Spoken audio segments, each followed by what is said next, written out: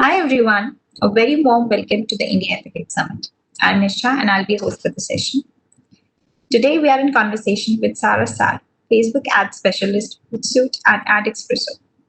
The workshop she'll be conducting today is 3118 opt-ins in 7 days at 0.54 euros per lead while beating ad fatigue. Welcome Sarah, it's a pleasure to have you Thank you. here. It's a pleasure to be here. Let me share my screen. And now everyone should be able to see my screen. So what is ad fatigue? It's one of the biggest complaints I see. People are going to say, hey, I used to pay $2 per conversion. Why am I paying $8 per conversion? What happened? What changed? Oh my God, I'm losing money. And this is very important, whether you're an affiliate marketer or not, because if an affiliate program is paying you $4, if your cost per conversion is $3, you make profit. But if your cost per conversion go from 3 to 5, you're losing money. If you're building your email list and then do affiliate marketing, if your cost per email opt-in increase from $1 to $3, you're getting 3 times less people to market to. So ad fatigue is a little bit like this cat that is tired. And it's also very similar to a cup of cappuccino. Why? You take a cup of cappuccino, you take a sip, you have a mustache, right? You have more foam. You take a second sip, foam, a third one, less and less. That's the same way Facebook marketing works, because Facebook marketing is very similar to being in a coffee shop. It's interruption marketing. It's not Google. It's not somebody who just Googled hotel city center Delhi and every day there is somebody new who is looking for a hotel in Delhi city center right now at this minute. It's somebody who's having a cup of coffee. You're interrupting them while they're having a cup of coffee. They're not interested in saying, hey, excuse me, do you want to book a hotel? It's somebody you need to have interesting conversation with. So let me show you this picture of Big Bang Theory.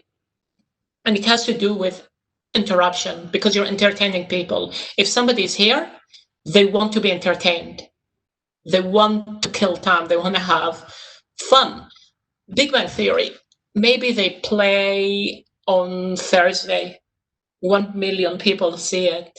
Maybe they have a replay on Sunday. 1 million people see it.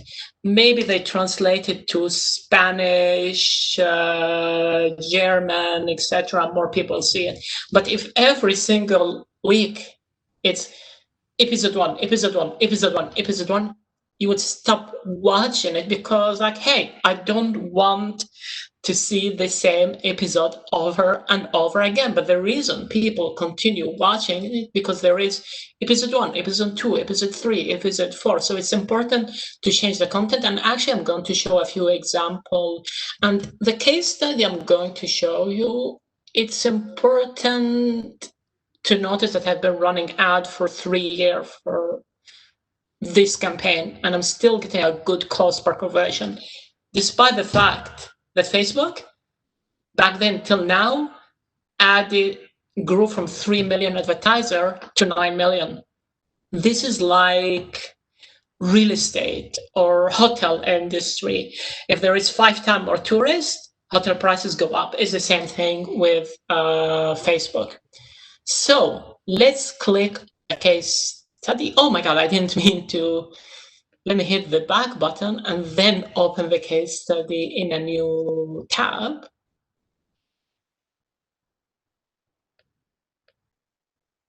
Well, here you go.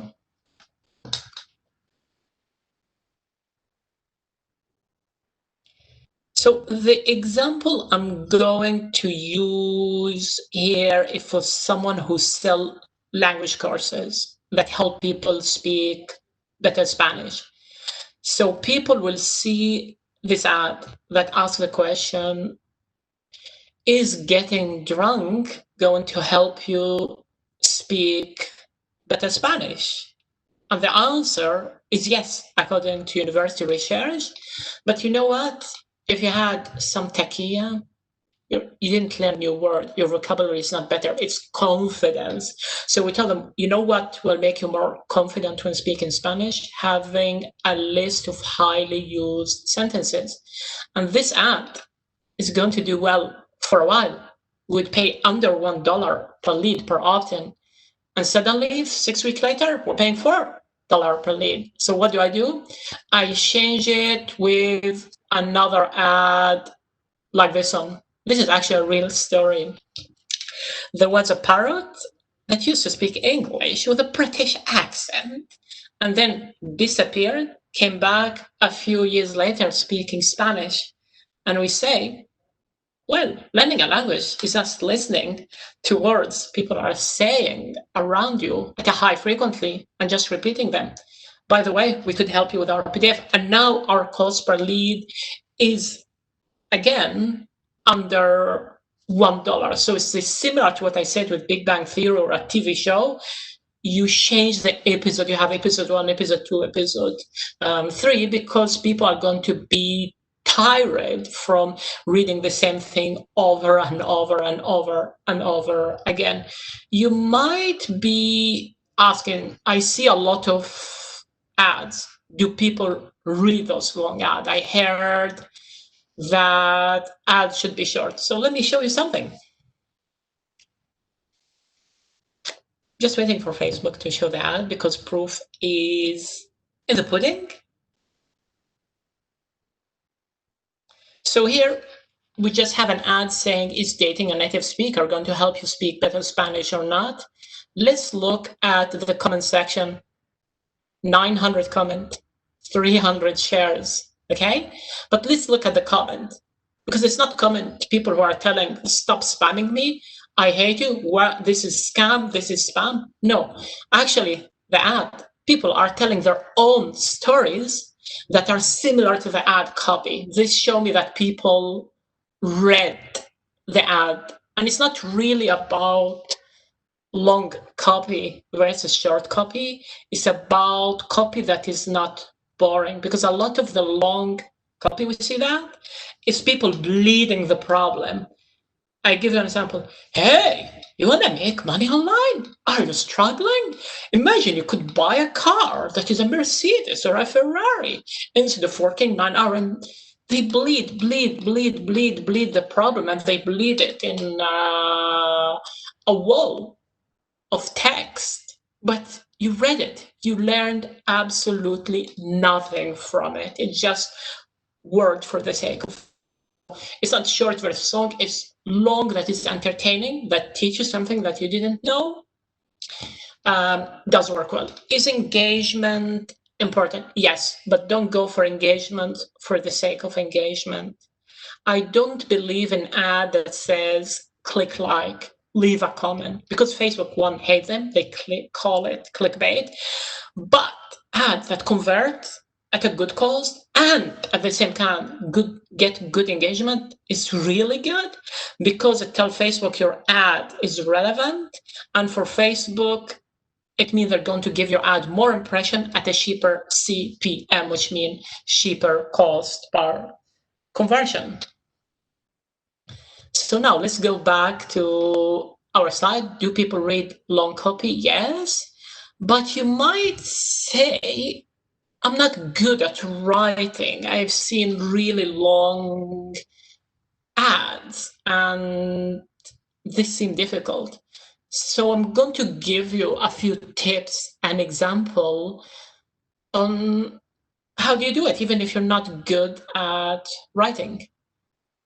So let me open this ad and I tell you what this is about, a crying child. It's about misconception. What misconception people have about your industry, about this or product we're selling. We're saying adult, it's not true that kids are better at learning a language. They have more free time.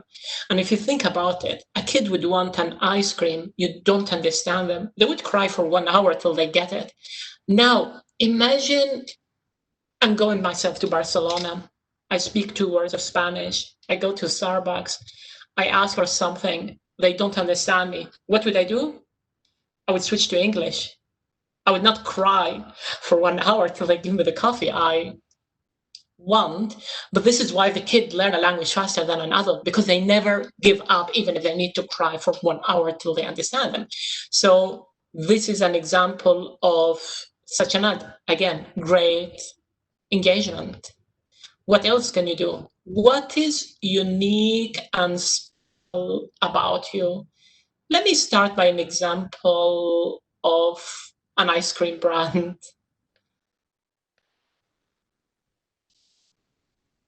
It's not an ad, it's copy on their website, but it's a really good example. Let's find it here. They're talking about air. I mean, ice cream is always mixed with air. Some of it is 30% air, some of it is 80% air. And they say, you know what? The quantity of air we have in our ice cream is way less than our competitor, which means our ice cream is more creamy, more dense. They told me why they are better. And often I like to tell people, you're selling a product, you're selling a service, even if it's affiliate. Why should I choose you when I could choose 50 other people offering the same thing? Think about the answer. Your answer is the ad. Now let me open that ad.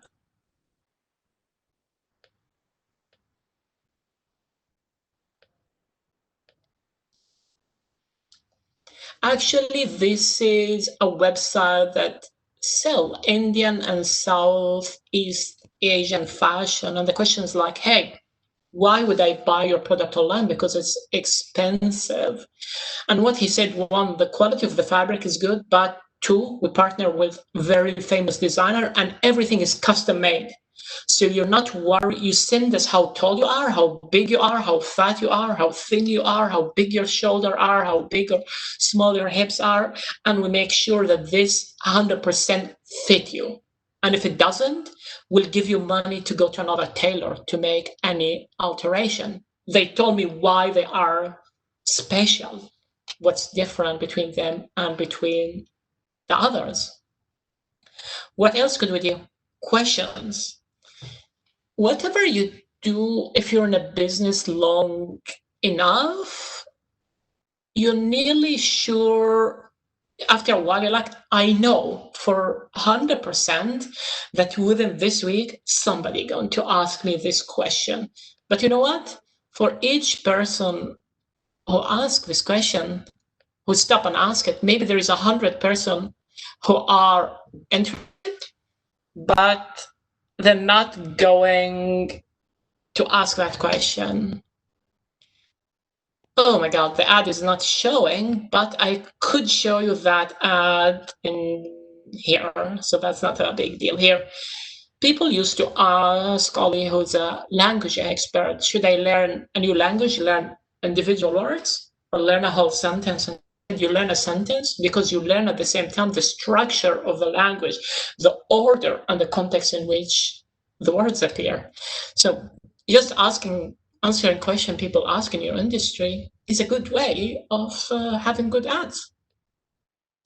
And actually, even reading the comment, this is an example of the dating ads. Somebody said, hey, left a comment saying, do you learn better a language if you date or not a native speaker? And the answer was, depend. But we basically wrote an ad by reading the people leave on our ad. And sometimes you look at the comment like, oh my God, I got an idea. Oh my God, I read this one. How would I answer it? Or did this one get me an idea? And the answer was not always, because sometimes there's something difficult in the language you're learning. You don't want to deal with it. And you're going to say, hey, darling, can you please translate for me? Darling, can you speak to them on the phone? Darling, can you...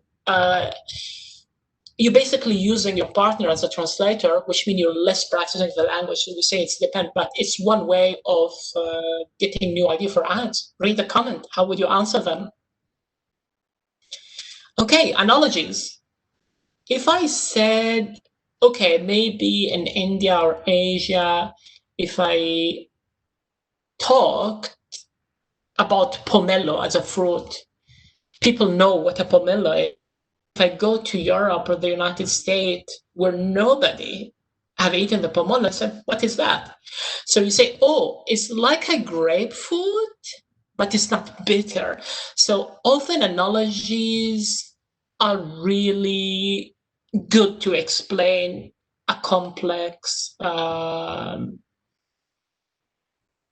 product or service or concept. And here is an example when it comes to language learning. We say, you know what, if you're running at your maximum speed, you cannot run for maximum speed, which is called sprinting, for more than 350 meters, just because there's way too much lactic acid into your muscles, and then you need to stop. But you know what, if you're running slower as a marathon, you could run for 42 kilometers. The same thing if you learn a language.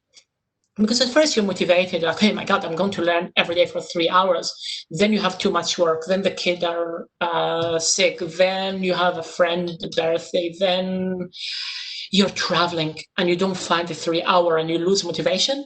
But if you say, hey, I'm going to learn every day for 5 minutes only, it's possible. And there are more chances that 3 years later, you're still learning. So this is a more sustainable approach. And of course, we link it with what we're promoting. I mean, yes, we have the ad that talk about this concept, and we say, oh, you know what? The best way to learn 5 minutes per day is by learning common, highly used sentences. So that's another way to do it here. I just thought I'll throw in a cat fiction just for the sake of it. Now, let me show you a case study. And I know I'm talking about ad fatigue, but I also want to talk about what people are guilty of. Strategizer is a Swiss university teacher in Lausanne who wrote a business book that sold over 5 million copies. And I think the book got translated in something like 18 languages, but they were losing money on ads.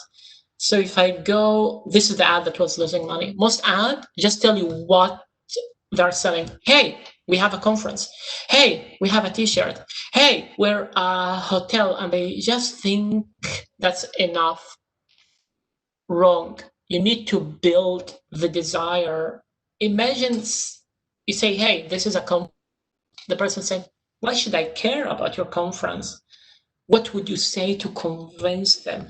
So this ad, okay, they sold conference tickets at something like $2,000 because it's a business to business conference where people like Air France, BMW executive would go to. But nonetheless, with this ad, they spent $4,000 to get one sales. So it means they were making $0.49 for each $1 they spent on ad. They were losing money. This style of ads made them $18 for each $1 they spent. And actually they made like $240,000 for their first campaign. And the ad doesn't look like an ad. It's like, you know what? Last year, there was 100 oil company that went bankrupt. The exception is Dong Energy that had an IPO at $16 billion. Why they survived when the other did not survive, when oil prices were high? They invested in alternative energy and wind farm. They diversified the revenue and business model. Want to know how they did it? Come to our conference. You see, that's about building the desire. And the same thing, here is an ad about Lego. Actually, Lego nearly went bankrupt. So it was a whole ad talking about how Lego turned their fortune around and went from nearly bankrupt to a very successful company. So whenever you write an ad, you don't want to say, hey, I'm selling this, that. No, you want to build the desire. Now, another case study, I love them. So this is a Shark Tank company. I assume a lot of people will know the Shark Tank company. It's a company that was very successful. They raised over 2 million on Kickstarter. They got an investment offer from Laurie Grenier at the Shark Tank show. but they were losing money. Why? It used to be that they were profitable, okay? If I go back to this graph here, at some point here, ad cost was something. Then Facebook is adding more and more advertiser, and advertisement is becoming more expensive. And they stopped being profitable because advertising is more expensive with time. Now, let's look at their ad again. Hi, I have a product for back pain. And I had a chat with the founder of the company, and she told me, I think our problem is the targeting. We need to find the ideal audience. So I asked her a question. How many people in the United States have back pain? I said, oh my God, if you're over 40-year-old, nearly 1/3. I said, maybe your ad is shown to the right audience. The problem is what you say to them is not convincing enough. And I started asking question, who is your buyer? Is it somebody who play football and no longer can play football? Is it he said, no. It's somebody who stay long time behind their laptop at work. Okay. What happened if they have too much back pain? Said, oh, they can no longer work. What happened? They go on disability pay, which means they earn only half of their salary. And I asked questions just to try to paint a picture. And she said, oh my God, I have the story about this client. She's a single mother. She used to work at a call center 12 hours a day. And when she had back pain, she got only get paid half her salary, which means she used her whole life saving just to be able to survive, pay rent, put food on the table. And even the vacation she booked, give me 1 minute, for her kid at Walt Disney, she needed to cancel it because she could no longer afford it. And then her mother had seen this TV show and bought her better back as a gift and made day and night difference. So a good ad is an ad that doesn't look like an ad, but it looks like you're reading a page from the diary of your client. If somebody bought your product or service and it made a difference in their life and you're reading their diary, what will their diary say? That's how you want your ad to look like. And this type of ad not only made it profitable for them, but they got the biggest number of sales in a single day from Facebook ad. And again, there is another concept about ad fatigue. So this ad you see here, it started getting sales under $20. And here around December 7th, the cost per sale was $67. Here is another ad where you see the average cost per sale is $19 on January 22. And this is the other ad. It's because people might buy your product or service for different reasons. So the first ad was talking about somebody who was behind their laptop all day.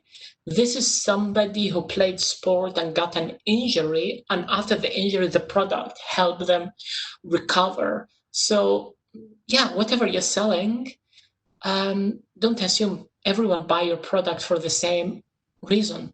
Sit down on a piece of paper. Who are the 5 people who might buy my product and why?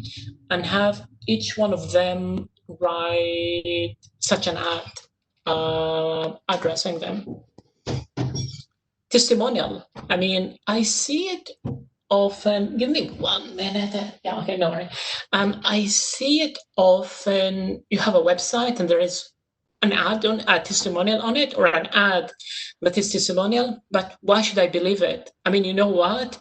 If I posted this one on my newsfeed and say, hey, this is a cat that used to eat cat food. I showed this cat how to make money online, and now he's eating lobster every day.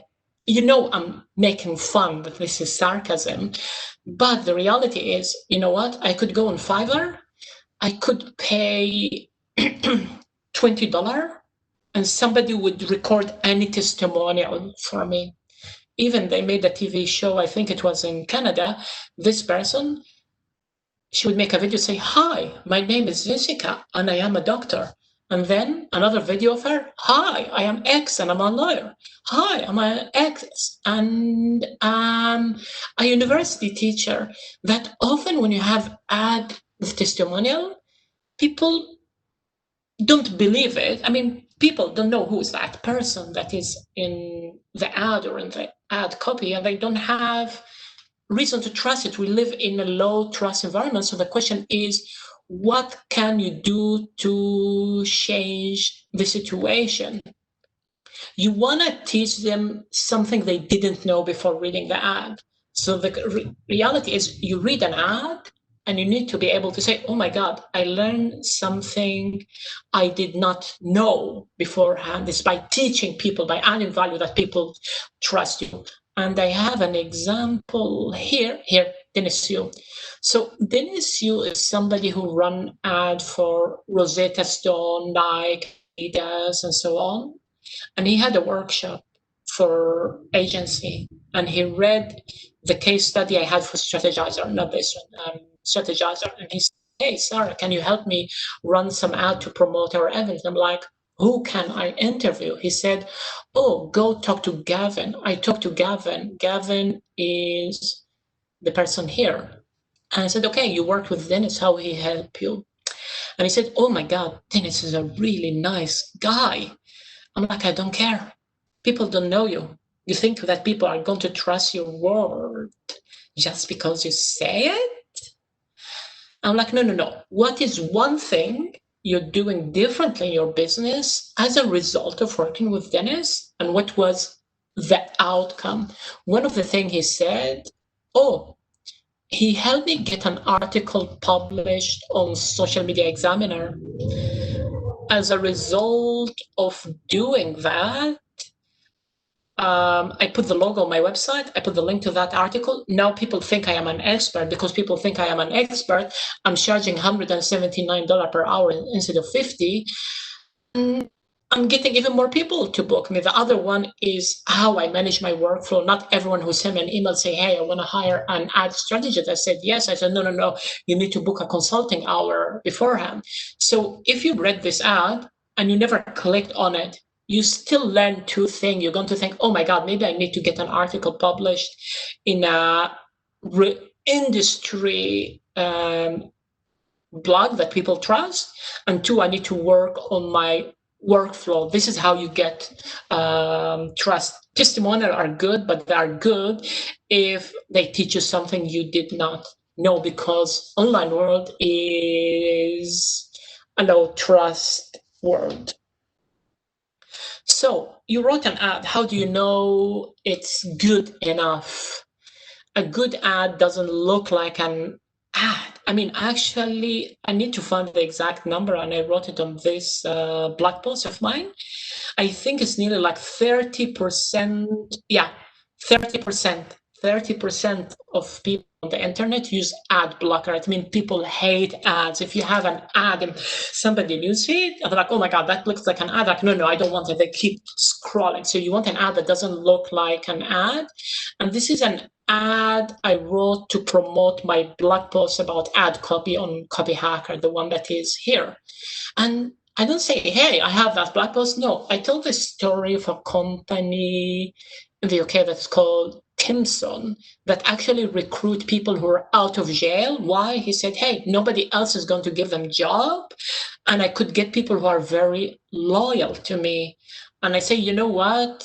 When you write ads, it's the same thing. If you do things that are different from everybody else, where you stand out, you get better results. And if I look at the comment here, people were saying, I didn't even know it's an ad. You see the person here? I read the entire copy. I didn't even notice it's an ad. You see, a good ad doesn't look like an ad. A good ad doesn't make claim for the sake of claim, but they try to support those claims. I'll give a few more tips, and then we could switch to question and answer. I see there is 6 of them. They say life is not abstract, but often language is. this is a real, let's say every hotel, they say, I give good service, okay? If you go to the Ritz-Carlton, the Kempinski, or any of the very expensive hotel, all of the same, we give good service. If you go to the cheap hotel, they also say we give good service. How do you know that the Ritz-Carlton is better than the Holiday Inn? By having specific example, and actually this is a true story.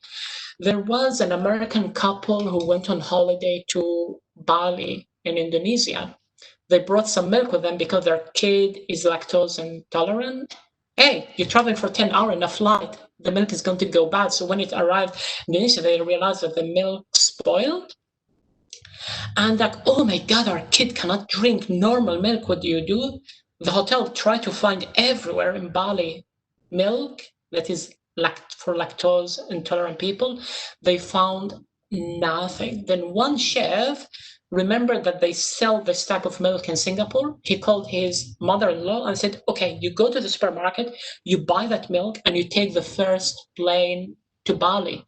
Now, this tell me why the Ritz-Carlton might be worth $500 instead of $60 if you have the money. The other thing, angry comment are your best friend. I mean, I often see people say, oh my God, I hate those bad comments. If somebody leave a bad comment, just delete it. But you know what? For everyone who leave a negative comment, they have an objection. And writing an ad that addresses that objection is very powerful. Angry comment give you feedback if people are understanding your ad or not. This is a software company that sell product to veterinarians. And one ad I wrote was, you could make more money if you see more patient or more cat or more dog per hours. People were angry because they said, oh, you're going to get burnt out and people are going to get a worse quality of care. Okay, my ad was not understood. So I wrote another one here with saying, you know what? If you have a restaurant and you're a chef, the chef doesn't take your order, the chef doesn't dice the onion, the chef doesn't take the bill, the chef doesn't take your coat, and so on. Help him or help her. It's the same thing if you're a vet. You shouldn't be the person who asks all the questions. You shouldn't be the one taking the temperature. You shouldn't one after the call writing the note, etc. And if you subcontract or you delegate some of the work that somebody else can do, now you could see more people per hours and you could be paid more. And the comment on this ad were really positive. So yeah, look at the comment. Don't take it personally if it's a bad comment. Take it as a feedback about what can I improve in my ad. And yeah, if you want to read all the case study or blog I referenced in this presentation, just go to my website here, and then on my website you could find a link to all those blog posts, to all the podcast interview I did, or you could just follow me on Facebook where I shared all those blog. Now I'm going to take the Q&A. Let's see. So let me go question 1.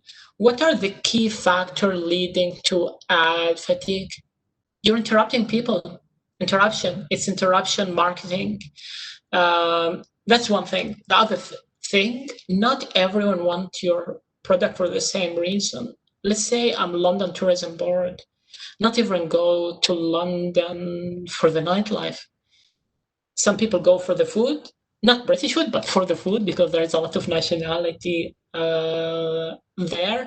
Some people go for the museum, some people go for the architecture, some people go for the botanical garden. So you want to have ads that talk to each one of those audiences. So that's one very important thing, but you need different conversation. I mean, how many of us watch the same movie 100 times? No one. But you might watch 100 movies by the same actor if the movie is different. So that's ad fatigue. How to optimize the ad for best conversion. Ask from Facebook what you're hoping to get. Don't optimize for engagement. don't optimize for click, don't optimize for reach, optimize for conversion. What do I mean for that? Let's say you're sending people to your e-commerce website where I could buy a product, to a landing page where I could opt in. Not everyone who click opt in. So if you optimize for click, there's a lot of people who read news article. There is a lot of people who read blog posts, but they don't have the habit after they clicked of sharing their contact detail. So if you tell Facebook, give me click, two things would happen. Facebook's showing you ads to those who are more likely to click, and it's only going to optimize for click.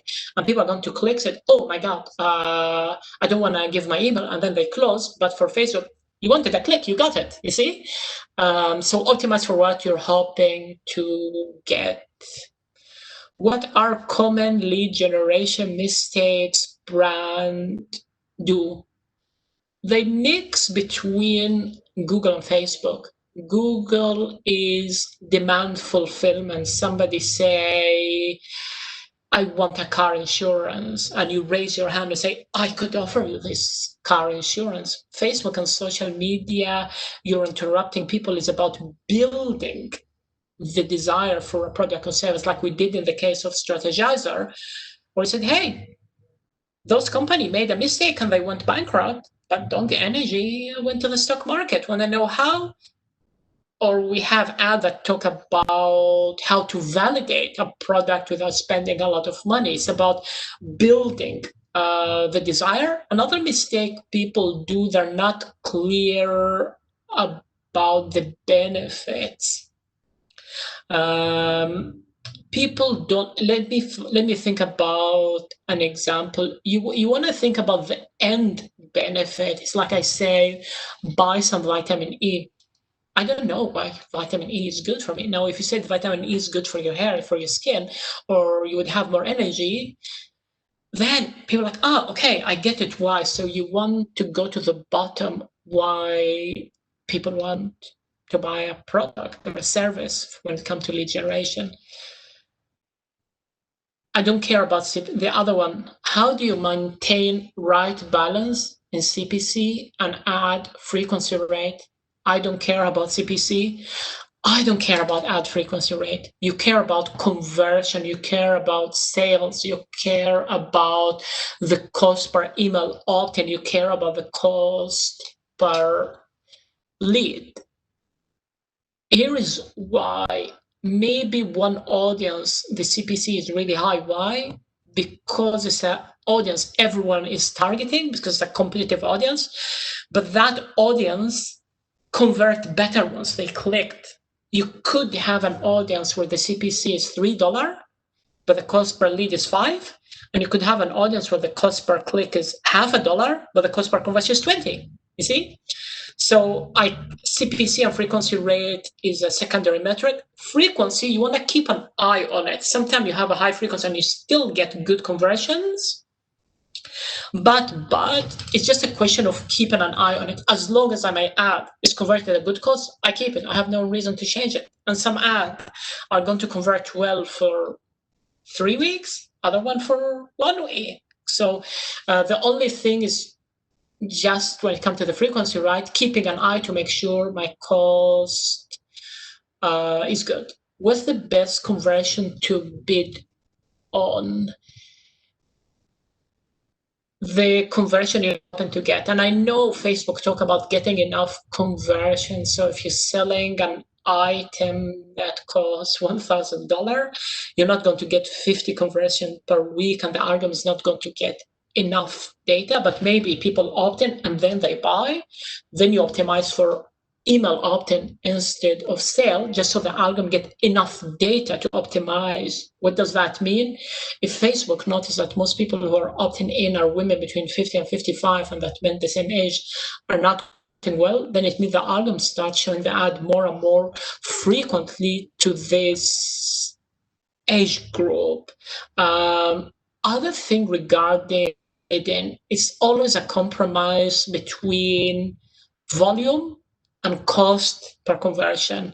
So if you do all CPM, it's basically telling the algorithm, get me as many conversion as the best cost. You could bid and you say, my ideal cost per conversion is X, but maybe your budget is $50 per day and it's going to spend only $20 per day. So it's a compromise about how much you spend, number of conversion, and volume. How to reach the right target audience without hitting ad fatigue. Audiences. Test. I mean, hey, what do you want me to say? Oh, hey, you sell coffee? Target people who like the Sheraton Hotel. You will never get ad fatigue. I don't know which audience is going to do well. I would try lookalike. I would try broad. I would try some interest.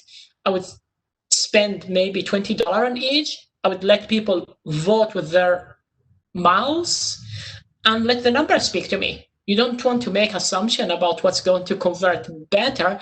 You want the numbers to tell you which audience did well. And there is nothing as right audience without hitting ad fatigue. You're targeting the same audience over and over.